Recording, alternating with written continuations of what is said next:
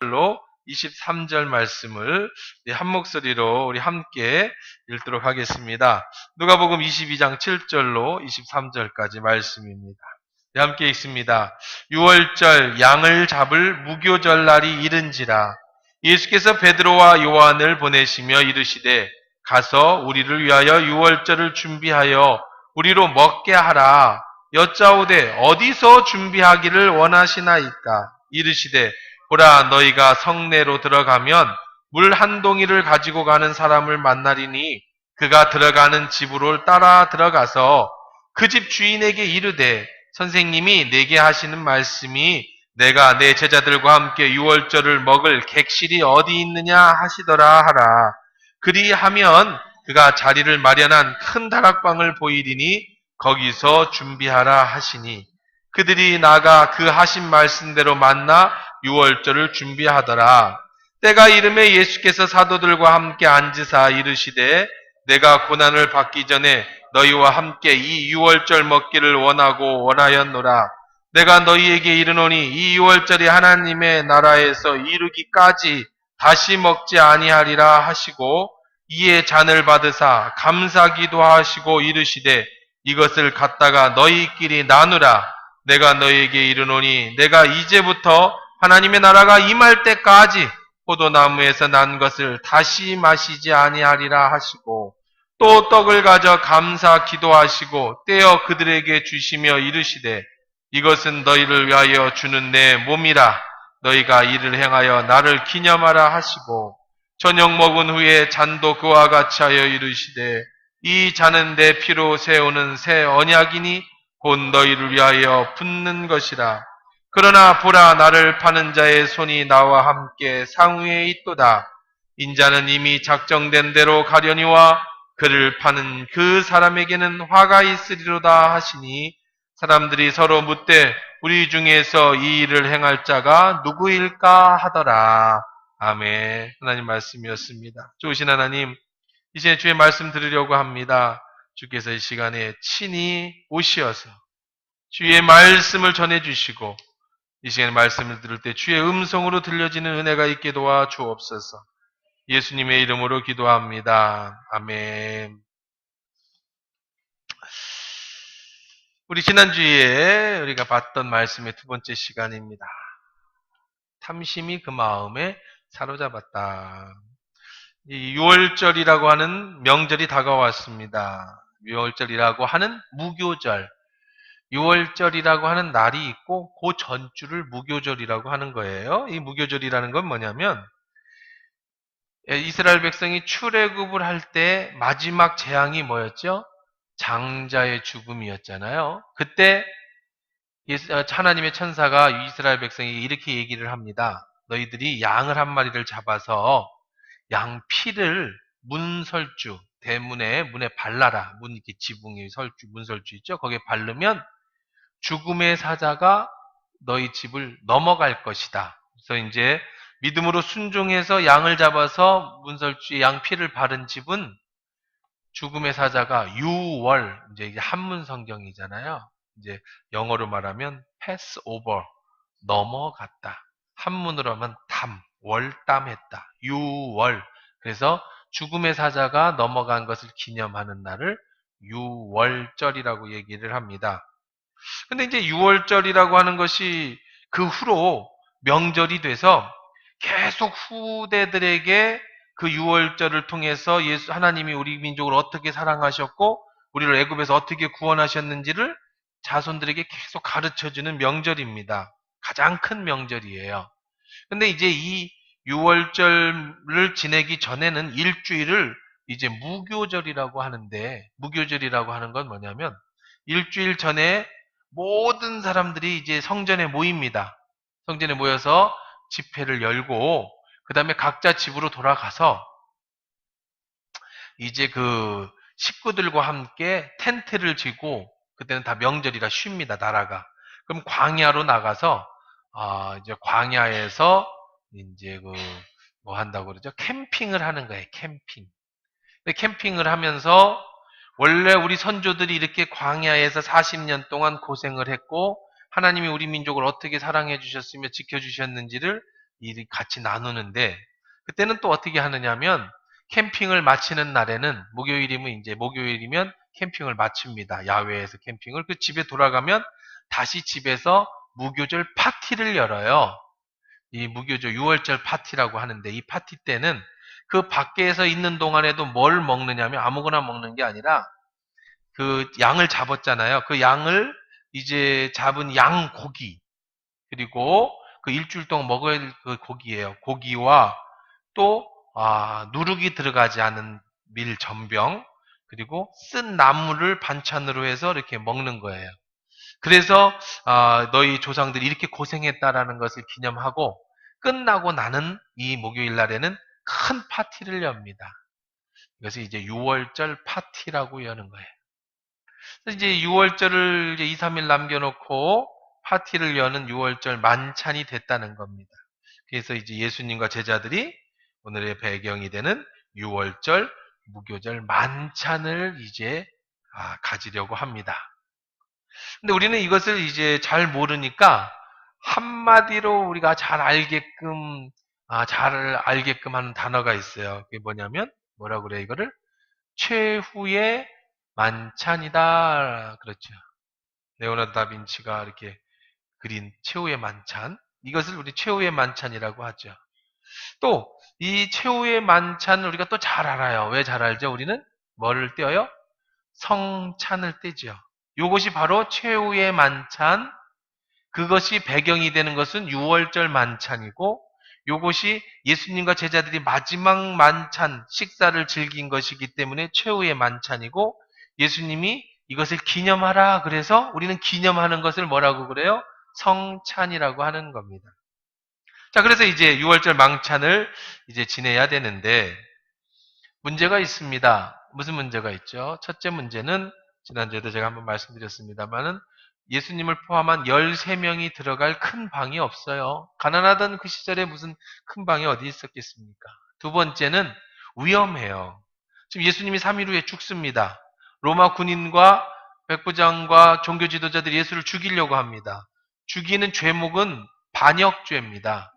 종교죄가 아니라 로마를 반역하는 죄를 반역죄로 죽여요. 그러니까 이 사람들을 자기 집에 모시면 뭐가 되는 거예요? 반역 죄인이 돼요. 옛부터 우리나라도 그렇지만 외국에서 가장 무서운 죄는 반역죄입니다. 3대를 처벌하잖아요. 그러니까 섣불리 누가 예수님과 예수의 제자를 자기 집에 만찬에 드리는 것은 위험한 일이에요.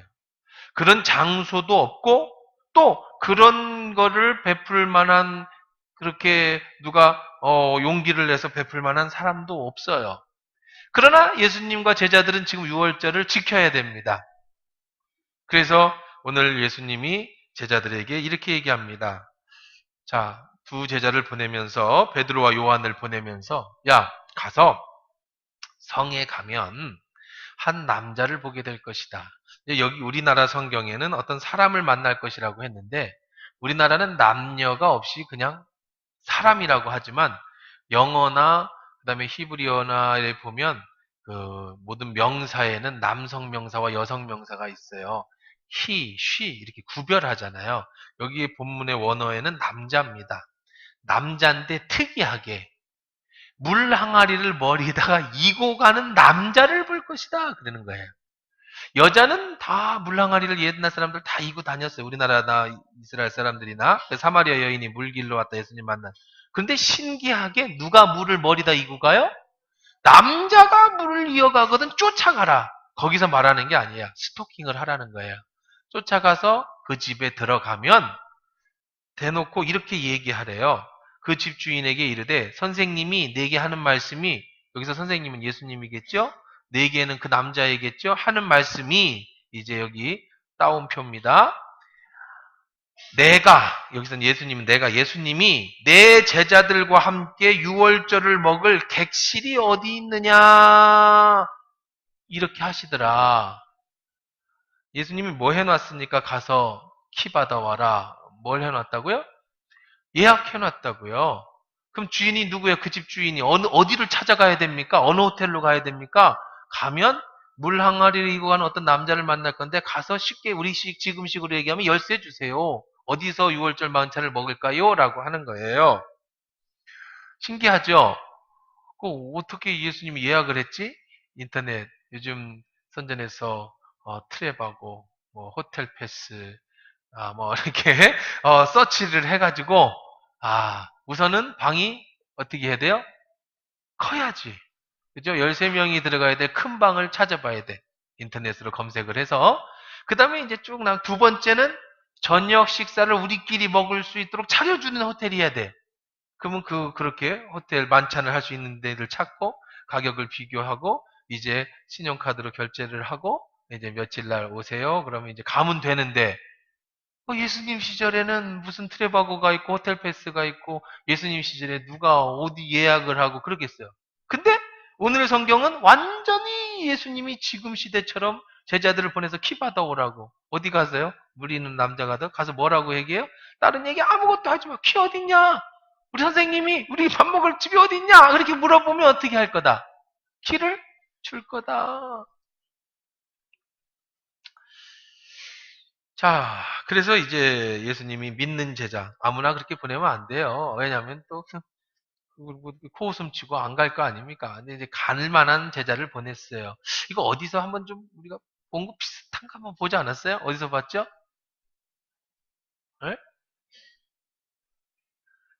나귀 새끼 할 때 저기에 묶어 있는 나귀를 풀어와라.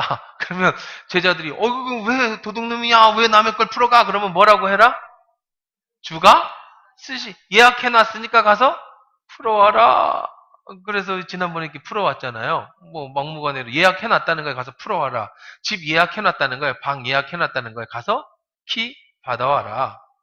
그런 얘기인데 여러분 이걸 한마디로 말하면 뭐예요? 예수님이 지금 모든 걸 다 준비해 놓으셨다라는 거예요. 예약해 놓으셨다는 거예요.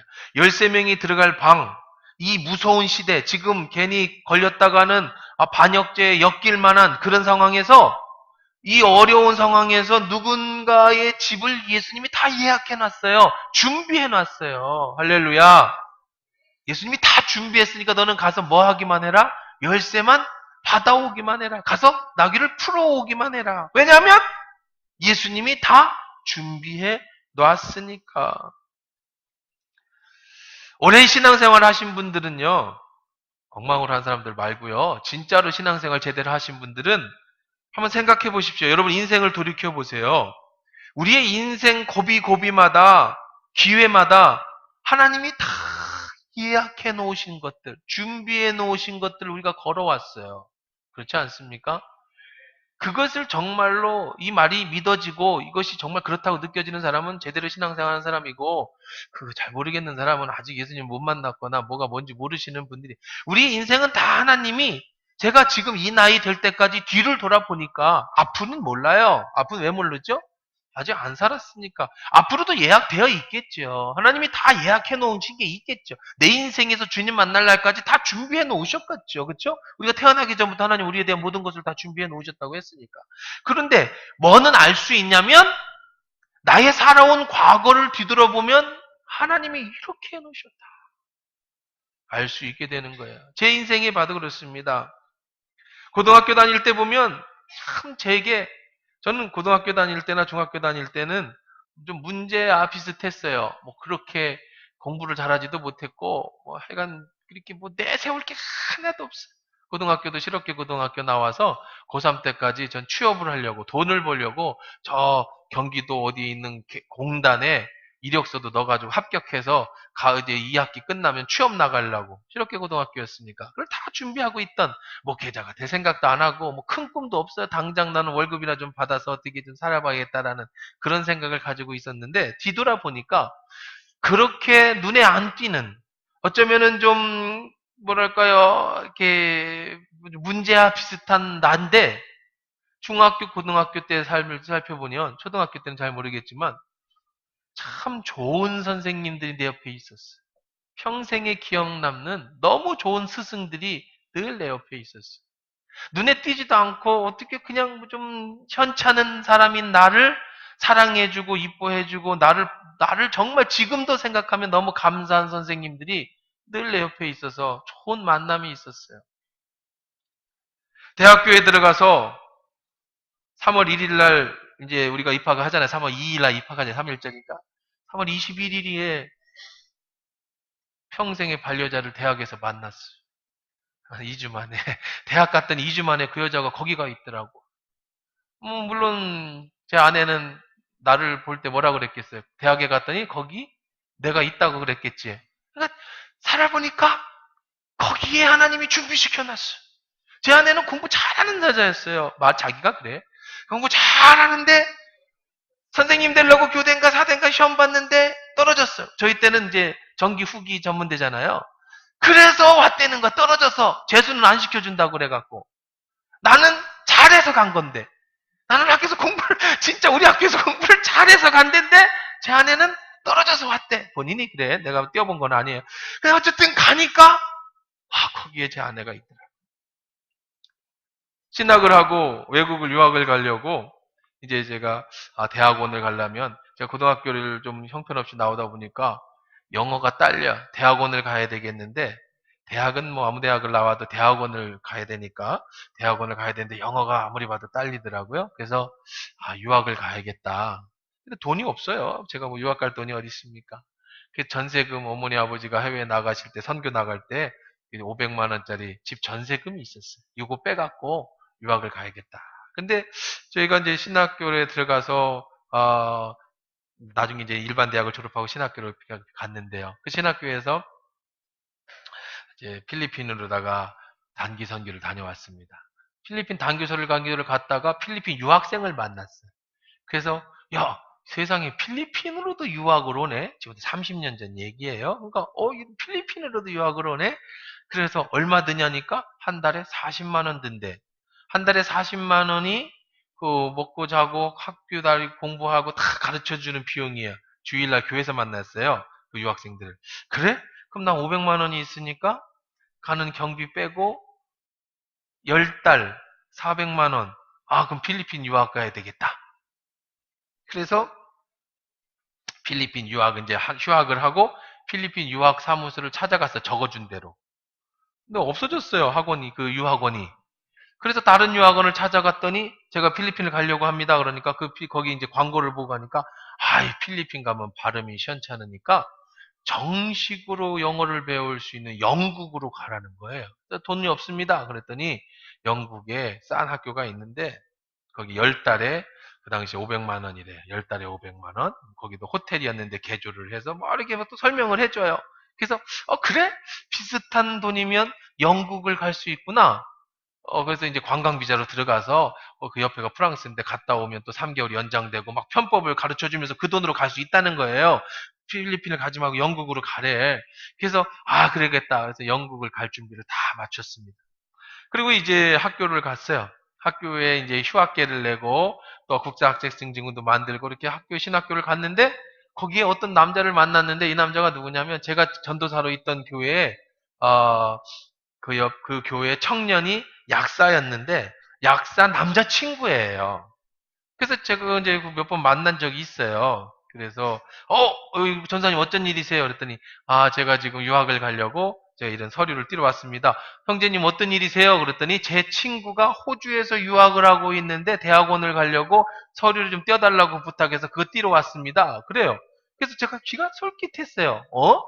호주도 유학을 가요? 호주에도 유학생이 있어? 그러면 친구면 내 선배겠네. 그렇죠? 나이가 있으니까 전화번호 좀 달라고. 그래서 제가 전화번호를 받아서 바로 그 자리에서 카드 전화기로다가 국제 전화를 했어요. 그랬더니 거기 있던 그 선배가 왜 영국을 가려고 하냐? 호주로 와라. 돈이 없습니다. 그랬더니 호주에 워킹 헐리데이라고 하는 비자가 막 생겼는데 이 워킹 헐리데이 비자로 들어온 학생을 봤다는 거예요. 그러면 워킹 헐리데이로 오면 학생 비자로 온 학생과 워킹 헐리데이로 온 학생이 비자가 다른데 가격이 엄청 차이가 나는데 같은 학교를 다녀도. 왜냐면 학생 비자는 학생 비자를 내야 되니까 학비가 비싼데 워킹 헐리데이 비자를 가진 사람은 학교를 안 다녀도 되니까 그 학교 같은 학교를 싼 값에 다닐 수 있다는 거예요. 그리고 학생 비자 비용도 안 들고. 얼른 그 정보를 알려줘. 저 영국 가는 서류를 다 준비해 서류 띄러 갔는데 그래서 대사관에 전화를 하니까 이제 최근에 생겼대. 뭐뭐뭐뭐 준비하래요. 근데 옛날에는 30년 전에는 이게 굉장히 복잡했어요. 워킹홀리데이 비자라는 게 다 영어로 번역을 해서 변호사 공증을 해가지고 또 신용보증 세워가지고 그걸 서류가 뭐 이렇게 해서 대사관에 넣으면 이제 제가 우리나라 100번 안쪽에 워킹홀리데이로다가 이제 비자를 받아서 호주를 갔어요. 지금은 수만 명이 갔겠죠. 지금 애들도 뭐 워킹홀리데이 엄청 많이 가잖아요. 제가 한 30년 전에 갔던 몇 명 안 되는 사람 중에 한 사람. 그래서 호주를 가게 됐어요.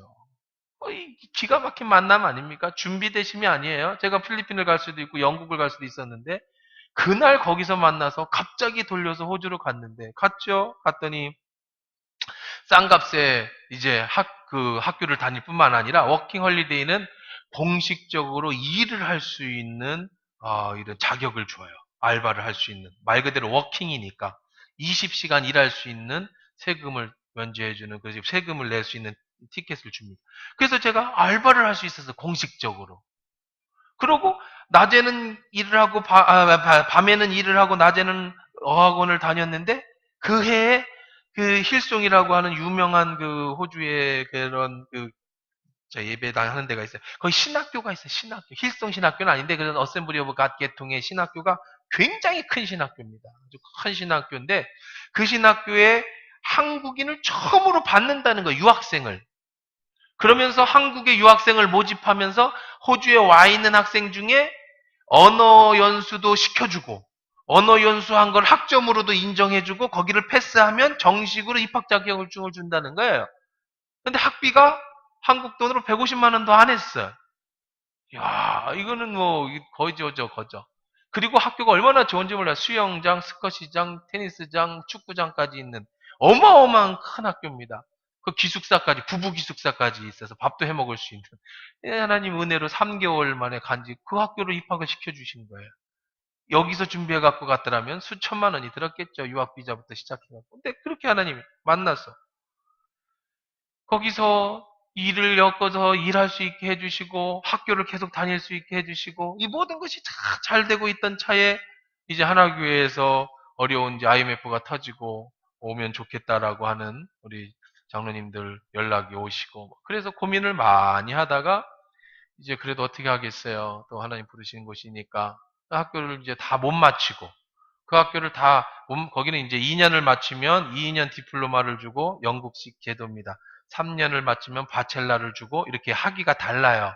우리는 이제 계약할 때마다 입학할 때마다 3년이냐 4년이냐고 들어가잖아요. 전문대가 다르고 4년제가 다른데 여기는 그게 아니라 2년만 마치면 2년 서티피켓을 주고요. 3년만을 맞으면 디플로마를 주고 4년을 마치면 바첼라를 주는 영국식 개념이에요. 학위 개념이. 그래서 제가 다 못 마쳤어요. 바첼라라고 하는 우리나라 말하면 학사를 못 마쳤잖아요. 그래서 이 한국에 왔는데 이미 대전에서 제가 신학교를 다녔던 학교도 3학년 하다가 휴학을 해서 갔고 거기서는 4년제를 못 맞췄으니까 또 여기 오면 또 학교를 또 다녀야 되잖아요. 그래서 제 가까운 한일장신대로 갔습니다. 목회도 해야 되니까. 목회를 하기 위해서 한일장신대에 갔더니 거기에 미국인 마지막 남은 선교사가 계셨어요. 교수로. 남자는 미국인이고 여자는 대만 사람이에요. 둘 다 교수인데. 그런데 첫 번째 강의 때 그 대만 교수를 강의를 들었어요. 첫 강의에. 근데 우리 어머니가 또 대만 사람 아니에요. 그래서 또 찾아가서 어머니가 대만이 뭐 하니까 너무 좋아하시는 거예요. 근데 그게 2년이 돼서 제가 대학원 졸업할 때까지 미국에 있는 미국 장로교 장학금을 받아서 졸업을 했어요. 미국 장로교 장학금을 한국에 보내준 걸로 제가 신학교 3학년, 학부 2년간, 3학년 편입해서 3, 4학년, 5년간을 그 장학금, 물론 전액은 아니었어도 그 장학금으로 학교를 졸업할 수 있어요. 그때 뭐 제가 하나교회 왔을 때 뭐가 있었겠습니까? 우리 교회 뭐 성도 20명도 안 되는 그때 뭐 저 학비를 어떻게 대주고 제가 어떻게 학교를 다니고 어떻게 생활을 할 수 있었겠어요. 하나님이 그걸 다 그렇게 준비해 놓으셨더라고. 뿐만 아니라 교회에 왔을 때 좋은 성도님들을 준비시켜 주시고 오늘까지 살아가는 제 인생을 다 뒤돌아보니까 앞은 몰라요. 안 살아봐서. 그러나 과거를 보니 그 순간순간마다 하나님은 전부 기가 막힌 방법으로 사람들을 다 준비시켜 놓고 그래서 오늘의 내가 있는 이 시간까지, 오늘 말씀을 전하는 이 시간까지의 삶을 뭐 해놓고 계셨느냐? 준비해 놓으셨다. 예약해 놓으셨다는 거예요. 내 인생을 예약해 놓으셨어요. 그렇다면 그 하나님은 내가 예수님을 언제 만날지 모르겠어요. 요즘 같으면 막 곧 만날 것 같은데 모르겠어요. 언제 만날지 모르지만 주님 만나는 그날까지 하나님은 또 뭐 하고 계시겠어요? 나의 인생에 대해서. 준비해 놓고 계시겠죠. 예비해 놓고 계시겠죠. 그러나 중요한 건요. 하나님은 여러분이 태어나기 전부터 나에 대한 놀라운 계획을 가지고 계세요. 하지만 손바닥이 부딪혀야 소리가 나듯이 우리가 해야 될 일이 있어요. 그건 뭐냐면 순종함으로 이 하나님이 예비해 놓으신 걸 믿음으로 바라보고 그 길을 가야 되는 거야. 우리에게는 지난주에 설교한 자유의지가 있기 때문에 그래요. 아무리 하나님이 예비해 놓으셨어도 내 의지로 하나님이 예비하심을 받아들이지 않으면 그것은 우리에게 하나님의 은혜가 축복으로 임하지 못한다는 거예요. 한쪽도 부족하면 안 돼. 하나님은 준비해 놓으셨는데 내가 준비되지 않고 내가 순종하지 않으면 역사는 일어나지 않고요. 반대로 나는 열심히 일하고 싶고 나는 주를 위해서 살고 싶은데 하나님이 나를 위한 계획이 없으시면 이것도 허공을 치는 메아리인 거예요. 여기서 필요한 건 뭐예요? 하나님의 계획은 모릅니다. 그러니까 우리는 믿음으로 말씀으로 기도하며 찾는 뿐이에요. 근데 우리가 할 수 있는 건 뭐냐? 믿음으로 순종하는 길입니다. 하나님의 사람에게 필요한 건 믿음이에요. 하나님의 사람에게 필요한 건 순종이에요. 하나님이 이미 다 예비해 놓으시고 준비해 놓으신 것을 우리는 믿음으로 받아야 돼요. 우리는 순종함으로 받아야 됩니다. 그래야 그것이 나에게 와서 열매로 맺혀지게 되는 거예요.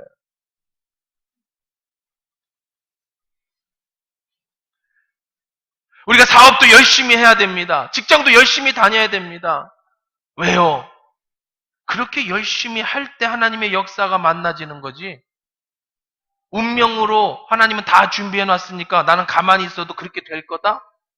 이거는 기복이죠. 이거는 운명론입니다. 그렇지는 않아요. 하나님은 당신을 계획해 놓으셨다 할지라도 내가 준비돼서 그 축복을 찾아가는 사람과 함께 일하시는 거죠. 내가 믿음으로 순종하는 사람과 함께 일하시는 거죠. 내가 순종하지 않고 내가 믿음으로 준비하지 않으면 그 축복은 내게 임할 수가 없는 거예요. 아브라함을 한번 볼까요? 100살의 아들을 낳았습니다. 너무나도 예쁜 아들이죠. 혹시 땅에 닿을까봐 그냥 늘었고. 어떤 애기가요, 이렇게 안짱다리로 걸어요. 왜 그렇게 애가 이렇게 걸어요? 그랬더니 너무 귀한 자식이라 늘 업고만 키워가지고 다리가 이렇게 휘어버린 거예요, 이렇게. 땅에 안 내려놓는데. 딸 많은 집에 아들 하나를 낳았더니 엄마가 안고, 첫째가 안고, 둘째가 안고, 셋째가 업어주고 땅에 안 걸으려고 그래, 애가. 막 울어 내려놓으면. 그러니까 늘 업고 다니니까 다리가 이렇게 안짱다리가 됐어요. 하도 업고 다녔어. 아마 이삭이 그러지 않았을까 이런 생각도 들어요. 100살의 아들을 낳았어. 이뻐도 이렇게 예뻐요? 근데 하나님이 너무 아들만 하니까 하나님이 시험하셨어요. 아브라함에게. 야, 네 아들을 제물로 바쳐라. 양 잡듯이 목을 따고 배를 가르고 창자와 간을 다 끄집어내서 태우고 기름을 태우고 사지를 절단한 다음에 불태워버리는 번제를 드려라. 근데 이 아브라함은요, 하나님의 그 음성을 듣고 아내랑 상의했다는 내용이 성경에 없어요. 왜 안 했을까요? 얘기했으면 아마 사라가 몰래 데리고 도망갔을 거예요. 그죠? 이 노인네가 미쳤다. 분명히 치매다. 아마 사라 같았으면 아마 들고 도망갔을 거예요. 상의 안 했습니다. 하나님 앞에 따졌다는 얘기 없습니다. 아들에게 물어봤다는 얘기 없어. 이사가 하나님이 너 바치라는데 어떻게 한번 해볼게요? 이렇게 믿음으로 한번 결단해보지. 막 그렇게 안 했다고요. 아들이 물어봤어요. 아버지 어떻게 뭐 양도 없이 제사를 지내러 가요? 그랬더니 뭐라고 그래요? 하나님이 준비해 놓으셨다. 어떻게 그렇게 얘기할 수 있었을까요? 아브라함의 100살까지의 인생, 100도 넘었겠죠. 100살에 나왔으니까. 그의 인생 전부를 뒤돌아보면 모두 하나님이 준비해 주셨어요. 이렇게 말씀하셨을 때는 이유가 있으신 거예요. 그게 바로 순종이고 그게 바로 믿음이에요. 그리고 정말로 아브라함은 이삭을 꽁꽁 묶습니다. 그리고 칼로 내려치려고 하는 순간에 하나님이 아브라함아, 아브라함아 급하게 부르시죠. 그리고 뒤를 돌아봐라 그랬더니 수풀에 걸리 양 뿌리가 수풀에 걸려서 거기에 양을 준비해 놓고 계셨어요. 언제 준비된 거예요? 이미 아브라함이 이삭을 묻기 전부터 그 양은 거기 준비되어 있었어요. 왜요? 하나님이 거기 다 계약해 놓고 예약해 놓으신 양이거든요. 단지 아브라함은 못 봤어요. 그리고 정말로 믿음으로 아브라함이 순종했더니 하나님이 준비하신 것과 아브라함의 믿음의 결단이 있었을 때 아브라함이 거기서 양을 발견하게 되고 여호와 이레 하나님이 준비해 놓으셨다라고 고백하게 되는 거죠. 여호와 이레 이 그 땅을 여호와 이레라 했으니 그 뜻은 여호와의 산에서 준비되리라. 여호와의 산에서 여호와의 산은 성전을 얘기합니다. 그 산이 아브라함이 이삭을 바쳤던 그 모리아 산이 나중에 솔로몬 성전이 되는 거예요. 그 자리가. 그 산이 이 성전에서 여기에서 예배하는 자들 가운데 하나님은 준비해 놓으셨다. 이런 뜻이라는 거죠. 여호와 이레 하나님, 이미 준비해 놓으신 하나님. 하나님이 이삭 대신 바칠 양을 준비해 놓으셨고 아브라함은 믿음으로 순종할 때 그것이 눈으로 보여지고 마침내 그 양을 받들여서 하나님 앞에 드려지는 최고의 예배자가 됐다는 겁니다. 여러분에게도 이 사실이 믿어지길 주의 이름으로 축원합니다. 여러분의 인생에 하나님이 다 준비해 놓고 계신다는 사실을 믿어지기를 축원합니다. 이게 믿어져야 돼. 믿어져야 순종할 수 있어. 못 믿으면 순종을 못하는 거예요. 그래서 예수님은 믿음 있는 2명을 보냈어요. 12명의 제자가 있었지만 그 중에 믿음 있는 2제자 요한과 베드로만 보냈어요. 그런데 재미있는 것은요. 이제 이게 예수님의 마지막이잖아요. 예수님의 3년 생애를 돌이켜보니 정말 중요한 순간 있죠. 변화되는 예수님이 변화되는 변화산의 순간, 죽은 자가 살아나는 그 순간, 나사로가 뚜껑을 열고 나오는 그 순간에는 다른 제자들은 안 데리고 가요. 꼭 믿음 있는 이 세 제자 베드로, 요한, 야고보만 데리고 가더라는 거예요. 여기 이렇게 성도가 많지만 정말 그 믿음을 경험하고 그 은혜를 경험하고 그것도 축복을 경험하는 사람은 믿음이 있는 정말 믿음직한 그 사람들만 경험되는 거예요. 나머지는 뭐죠? 그냥 따라다니는 사람들 뿐이죠. 12명의 제자가 있었지만 많은 사람 중에 12명을 뽑았지만 그 중에서 요한, 야고보, 베드로 이들만 이 기적의 역사를 늘 보더라는 거예요. 늘. 둘 데려가서 둘에게 얘기합니다. 야 가서 그렇게 사람에게 얘기하면 그렇게 될 것이다. 여러분의 삶에서도 이런 경험이 많이 있는 축복이 있길 주의 이름으로 축원합니다. 믿음으로 얻어지는 축복, 믿음으로 얻어지는 결단. 그래서 주님이 주시는 그 축복. 그래서 지금같이 고백하고 경험하고 그렇게 간증할 수 있는 일들이 많아져야 그 사람이 믿음의 사람인 거예요. 교회를 30년 다녔는데도 글쎄 하나님이 날 뭐 해줬을까? 난 잘 모르겠네. 이러면 좀 이런 생각해 보셔야죠. 구원까지도 생각해 보셔야죠. 더 대단한 사람이 있어요. 더 대단한 사람. 이 더 대단한 사람이 누구예요? 이 집주인이에요. 도대체 집주인은 제가 이 말씀을 묵상하면서 기도하면서 예배 말씀 준비를 하면서 어떻게 알았을까? 생각을 참 많이 가졌어요. 인터넷이 있어서 예약이 띵동 왔나? 12명 예약, 13명 예약, 다락방. 그랬나? 그거 아닐 거 아니에요. 몰래 예수님이 새벽에 찾아와서 야야야 이리 나와봐. 야 나중에 내가 2명 너 그 시간에 물동이 이고 가. 그럼 내가 그 시간 탁 보낼 테니까 그때 쫓아가서 이렇게 하면 이거 방 준비해놔? 그랬을까? 그래가지고 그 시간 약속 시간 딱 돼서 2명 가봐 그렇게 했을까? 그것도 아닐 것 같고. 아니면 예수님이 수태고지 태어날 때 마리아에게 천사가 나타나서 가브리엘 천사가 나타나서 너에게 평안이 있을지어다. 너에게 태어나는 아들은 그렇게 어젯밤에 꿈속에 야 내가 내일을 예수님과 12 제자들이 와서 갈 텐데 이렇게 준비해. 그렇게 했을까? 그거는 모르겠어요. 성경에 안 나와 있으니까 아무리 찾아봐도 없어서 모르겠는데 그런데 중요한 건 뭐냐면 이 제자들 둘이 와서 우리 선생님이 당신의 선생님이 지금 우리가 먹을 장소가 어디 있습니까? 라고 물어봤더니 여기 있습니다라고 즉시로 방을 제공해 줬다는 거예요. 그거야 줄 수 있다고 생각해요. 방 벼 있는 방이야 근데요. 뭐 하는 방이에요? 회의하는 방입니까? 차 마시는 방입니까? 뭐 할 방이에요? 만찬을 열릴 방이면 만찬에 뭐가 필요한 거예요? 양도 필요하고 떡도 필요하고 포도주도 필요하고 빵도 필요해요. 지금 같으면 뭐 625 전화번호 눌러갖고 우리 집에 빵 하고 치킨하고 피자하고 그러면 될지 모르겠죠. 아니면은 지금 빨리 가서 이제 저녁 시간까지 한 3시간 남았네. 빨리 이마트 달려가가지고 장을 막 본 다음에 빨리 빵도 사고 뭐 대이브 빵집 가서 빵도 좀 사다 놓고 막 그러면 되겠지만 생각해 보십시오. 이 시대에 무슨 빵집이 있고 무슨 뭐 625 전화번호가 있고 뭐가 있겠어요. 이들이 먹을 것은 고기입니다. 양고기입니다. 빵이에요. 포도주입니다. 그 외에 여러 가지 만찬이에요. 우리는 그냥 성경에 빵과 포도주만 얘기하고 있을 뿐이지만 이거는 6월절 만찬이라고 축제라고요. 어디서 준비했어요? 이게 무슨 여관집이 아닙니다. 이게 무슨 뭐 바가 아니라고요. 개인집이에요. 근데 이 사람은 뭐 하고 있었더라? 준비되어 있었더라. 그래서 얻은 축복이 뭐예요?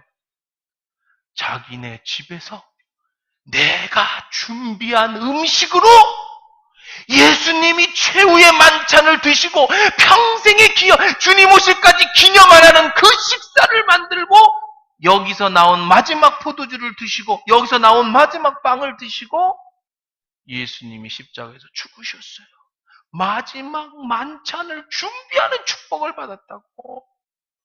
여러분, 가끔 저하고 식사를 정말 하고 싶어 하시는 분들이 죄송한데 많아요. 그렇죠? 여러분들 다 하고 싶잖아요. 지금 미안할 때가 많아. 자기 돈 내서 비싼 거 사준다는데도 내가 안 먹고 전화 안 하고 그래가지고 죄송할 때가 참 많은데. 목사 밥 한 끼 사주고 목사 밥 한 끼 대접하는 것들을 영광으로 생각하고 무슨 뭐 예수님 대접하는 것처럼 막 그렇게 해서 여러분들이 생각을 하실 텐데 저도 그런 생각을 해봐요. 만약에 예수님을 내가 밥 한 끼 식사 대접해드릴 수 있다면 예수님과 식사하면서 이야기하고 예수님과 함께 신앙을 얘기할 수 있다면 야 이거 얼마나 기쁠까. 하다못해 목사 밥 한 끼 사주는 것도 영광인데 살아계신 하나님 예수 그리스도를 식사 대접 한번 한다는 게 얼마나 큰 축복일까.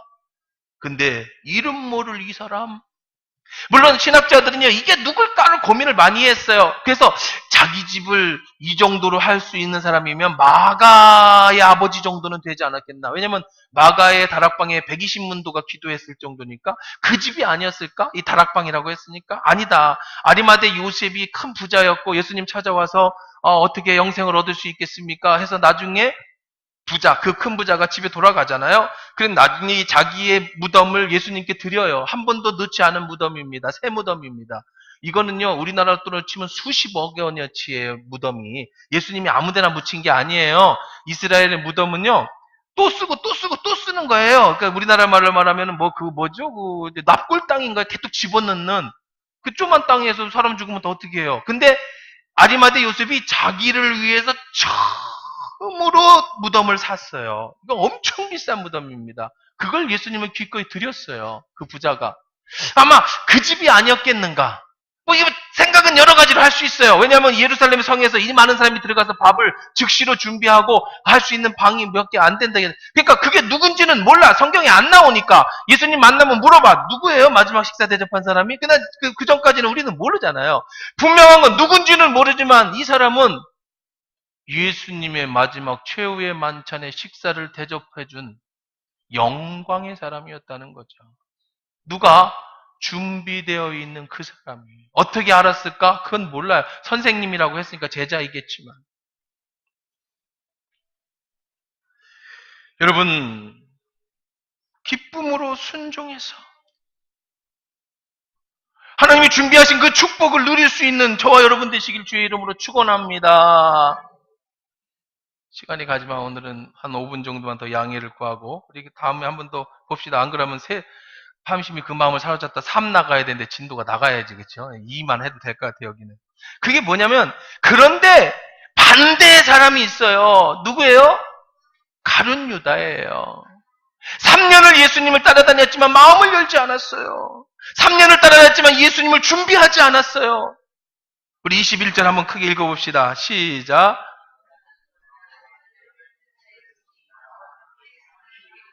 예, 보세요. 지금 만찬 중입니다. 이 최후의 만찬에 대한 설교는 다음 주에 우리가 이제 성찬식과 함께 할 예정입니다. 다음 주는 성찬식이 있을 거예요. 저희 교회는 성찬을 아주 드물게 합니다. 좀 많이 하고 싶은데 잘 시간상 다음 주 성찬식이 있으니까 여러분 기쁨으로 준비하고 나오시면 좋겠어요. 자, 보세요. 지금 최후의 만찬을 하고 있습니다.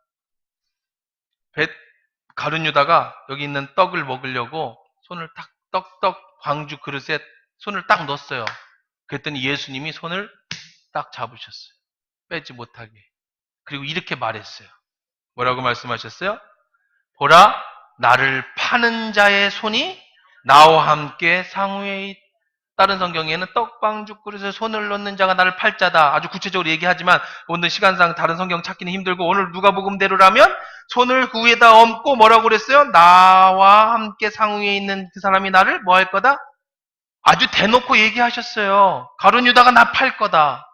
지금 그 전에 얘기가 무슨 얘기냐면 이것은 마지막 잔이다. 이것은 마지막 피다. 이것은 내 마지막 떡이다. 이 얘기 하셔. 아주 엄숙하고 제자들이 전부 긴장하고 예수님이 지금 마지막 식사라는 것을 얘기하시면서 누가 나를 팔 겁니까? 누가 예수님을 팔까요? 라고 할 때 가룟 유다의 손을 딱 잡으시면서 얘가 날 팔 거다. 왜 그러셨을까요? 마지막 기회를 주신 거예요. 자유의지가 있다고 그랬죠. 지금이라도 가룟 유다는 어떻게 할 수 있어요? 돌이킬 수 있어요. 예수님이 기회를 주셨어요. 저는 이 말씀을 또 묵상하면서 나는 못할 것 같아요. 저 원래 겁 많은 사람이에요. 얘가 나 죽인다고 지금 얘가 날 죽인다고 하는데 얘 손을 잡으면서 얘가 날 팔 거다. 나는 못할 것 같아요. 날 죽인다는 사람을 어떻게 그렇게.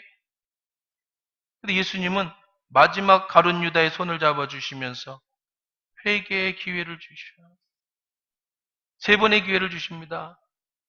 또 한 번은요, 오늘 21절에서 본 것처럼 있고, 또, 겟세마네 동산에서 가룟 유다가 이제 여기서 밥 먹고 나가잖아요. 이제 이거 끝나고 나서 제자들과 함께 겟세마네 가서 기도하십니다. 흐르는 땀방울이 핏방울이들 기도하시고, 이제 일어나 가자 하고 갈 때, 저기서 가룟 유다가 걸어옵니다. 군병들을 데리고 거닐고 오고 있어요. 자, 2번째 예수님이 가룟 유다에 기회를 주십니다. 가룟 유다가 예수님이 가룟 유다에 안아주셔요.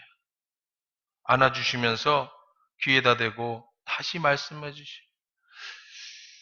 그런데 이게 48절 한번 읽어볼까요? 48절 한번 읽어봅시다. 48절. 자, 시작.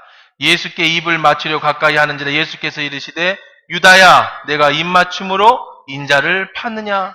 아직 예수님 판가 아니야. 근데 마지막 귓속말에 대고 나를 팔려고 2번째 기회를 주셔. 마지막 기회가 있습니다. 마태복음 27장 1절로 6절에 보면 대제사장과 장로들이 예수를 죽이려고 의논하고 결박하고 골고루 총독 빌라도에게 넘겨줍니다. 그때 예수를 판 유다가 그 정죄함을 보고 스스로 뉘우쳐서 은 30을 대제사장과 장로들에게 도로 갖다 주며 가로되 내가 무지한 피를 팔고 죄를 범하였도다. 내가 잘못했다 그래요. 가룟 유다가 은 30을 갖다 주고 그랬더니요. 그 사람들이 이렇게 얘기합니다. 그게 우리와 무슨 상관이냐. 내가 당하라. 그랬더니 유다가 거기 보면 유다가 회개를 하는 게 아니라 뉘우치죠. 잘못을 깨닫습니다. 그리고 은 30을 갖다 던져줍니다. 거기 마지막 기회예요. 그때라도 베드로는 그러고 나서 회개했지만 가룟 유다는 회개하지 않고 어떻게 해요? 결국은 낭떠러지로 가서 떨어져 죽죠. 3번의 기회가 있었지만 다 놓치고 예수님이 안타까움을 뭐라고 표현하냐면 마가복음 14장 21절에 그 사람은 차라리 나지 아니하였더라면 자기에게 좋을 뻔하였느니라. 가룟 유다에게 예수님이 하신 넋두리 같은 말씀은 제가 차라리 태어나지 않았으면 좋았을 것이다. 참 아픈 마음이죠. 똑같이 신앙생활을 합니다. 우리 다 교회 다니잖아요. 어떤 사람은 차라리 태어나지 말았어야 될 사람. 그렇게 기회를 주시고 그렇게 하나님이 손을 잡아주시면서도 불구하고 마지막까지 결국은 비참한 인생으로 끝나는 사람. 어떤 사람은 이름도 없는 어떤 사람은 자신의 가진 재물로 마지막 예수님의 만찬을 대접해드리고 그 영광의 자리에 참석하고 어떤 같은 제자인데 어떤 제자는 가는 곳마다 죽은 자를 살아내고 예수님이 변화를 구경하고 그 다음에 나귀를 끌어오고 이런 놀라운 것들을 다 경험하게. 결론으로 시간이 가서 말씀을 드립니다. 사랑하는 성도 여러분, 하나님은 여러분을 사랑하시고요. 여러분에 대한 놀라운 계획을 다 가지고 계시는 줄 믿습니다. 여러분이 태어나기 전부터 여러분이 예수님 만날 때까지 계획을 다 가지고 계세요. 여러분 인생에 대한 계획을 다 설계하시고 다 예약해 놓으셨어요. 삶의 고비고비마다 여러분이 만나야 될 사람들과 해야 될 일들을 다 준비해 놓으셨어요. 이것을 예정이라고 하는 겁니다. 그러나 운명이 아니에요. 우리는 그렇게 되는 게 아니에요. 왜냐하면 우리에겐 자유의지가 있기 때문에 그래요. 가룟 유다처럼 수없이 예수님이 기회를 주셨음에도 기회를 버릴 수 있는 의지도 내게 있어요. 오늘 제자처럼 이름 모를 어떤 남자처럼 자신의 삶을 다 바쳐서 예수의 마지막 만찬을 준비해 놓고 그 영광의 자리에 참여하는 것도 우리가 하는 거예요.